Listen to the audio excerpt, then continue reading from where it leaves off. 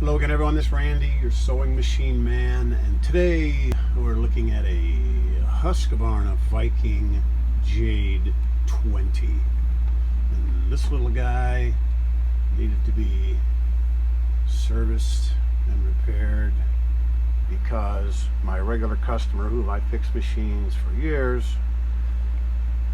lives out in East Texas. She took this to the service center in Dallas for all the Joannes, because you know they sell all the Husky Vikings. So they had a service center, I guess it's over in Mesquite, something like that.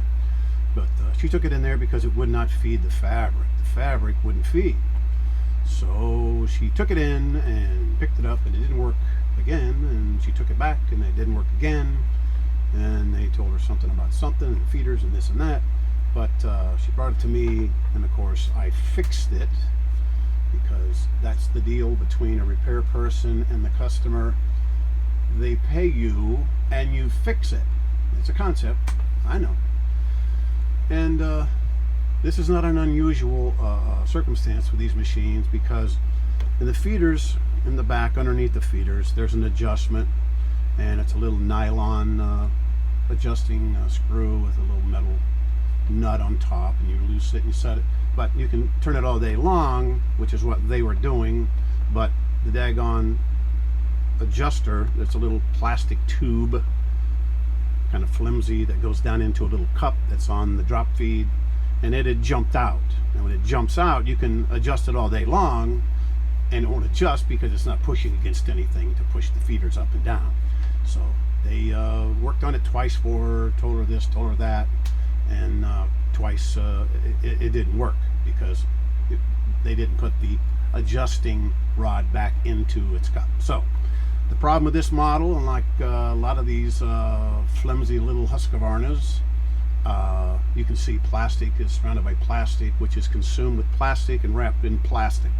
And that's where we are nowadays. There's some people that don't do it to this degree, but you know, there's a feed adjuster down there, and if they had made it out of metal and put it in the cap, and of course it'd be rigid and it wouldn't flex, it wouldn't fall out.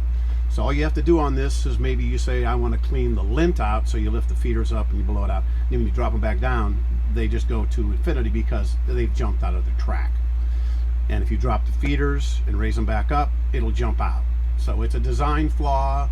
It's a very poor setup, and it's just a way of making it cheaper and cheaper and cheaper until it inevitably stops working. And at some point, you know, you reach the point where it stops working, you back up, well, let's go back to where it was working and put that extra 10 cents of a little metal screw or something in there, instead of worrying about it being a fraction of a mil of a penny.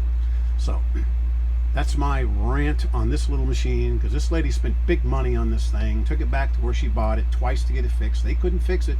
She brought it to me. She drove across Texas to meet me, and I drove not as far as she did, but part of the way to try to, you know, lessen the pain somewhat on the trip. And I met her at the Cracker Barrel over in Arlington, and we got it, and now she'll get it back later on when she's back in the area. She has other machines. Fortunately, this is not her primary machine, but the people who sold this to her, they should give her money back, and she should get everything she paid for this, because it's a defective setup.